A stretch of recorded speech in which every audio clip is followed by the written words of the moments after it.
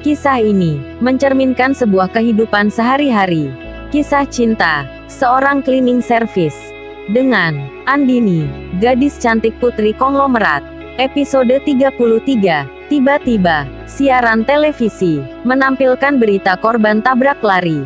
Di situ terlihat jelas dari kamera CCTV bahwa Andini sedang berlari, dan ada salah satu kendaraan yang sedang melaju kencang, menyerempet Andini, hingga Andini terjatuh pingsan, tidak sadarkan diri, dan di belakangnya disusul oleh Mahdum, kemudian langsung membawanya ke rumah sakit.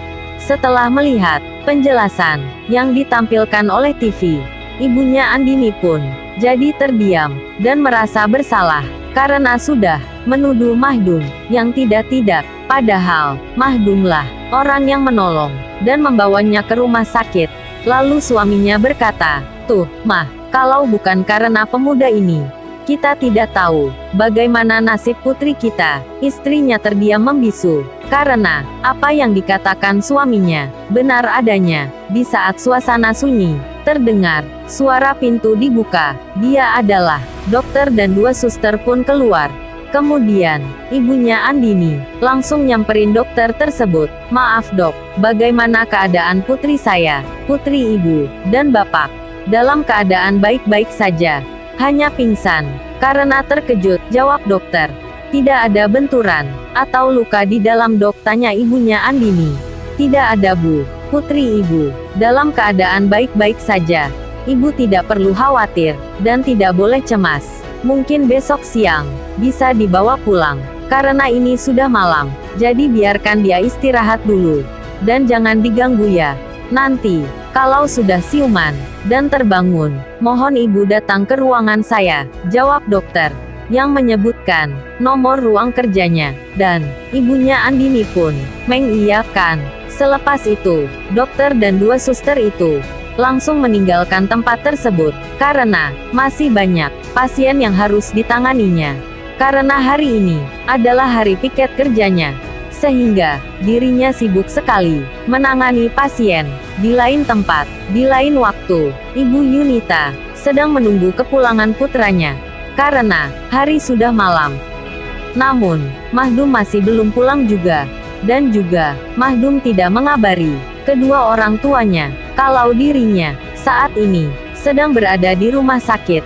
Pak Krisdinata pun melihati istrinya yang terus bolak-balik ke sana kemari dengan wajah yang begitu risau dan panik. Lalu Pak Krisdinata berkata, "Mama, kenapa kok dilihatnya terasa tidak tenang gitu? Ada apa? Ceritalah, jangan bolak-balik terus," kata suaminya. Kemudian Ibu Yunita pun menjawab, "Putra kita, Pak, dia masih belum pulang juga. Ini kan sudah malam, dan dia tidak mengabari apapun. Kalau pulangnya larut malam." "Sudahlah, Mah. Mahdum sudah besar, Mahdum sudah dewasa, dia pasti bisa jaga diri. Jangan terlalu dikekang, nanti dia tidak betah di sini. Yang penting, kita nasihati terus. Kemudian kita ikuti saja apa maunya dia. Kalau kemana-mana dicari, diikuti, nanti Mahdum merasa risih dengan kita, dan akhirnya dia akan pergi meninggalkan kita," kata suaminya. "Jadi kita harus bagaimana? Apa kita diam saja saat putra kita tidak ada kabar?" kata istrinya. Lalu Pak Krisdinata pun memberikan solusi, "Ya sudah, silahkan telepon dia, tapi dengan syarat, pelan-pelan bicaranya, jangan sampai dia merasa dikekang.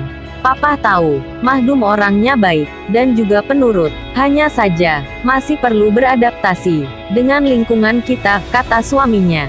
"Jadi Mama nelpon nih," kata istrinya sambil tersenyum kecil. "Iya Mah, silahkan telepon dia." Kemudian, Ibu Yunita pun langsung mengambil Androidnya, dan langsung menghubungi Mahdum, dan tidak perlu waktu lama, Mahdum langsung mengangkat telepon tersebut, dan berkata, "Halo Mah." "Iya nak." "Halo juga. Kamu ada di mana?" tanya ibunya.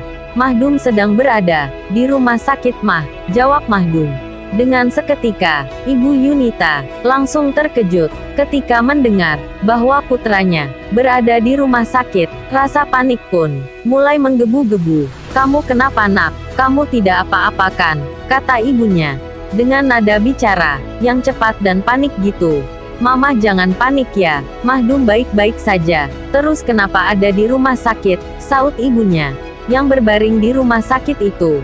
"Dia adalah teman Mahdum mah, bukan Mahdum.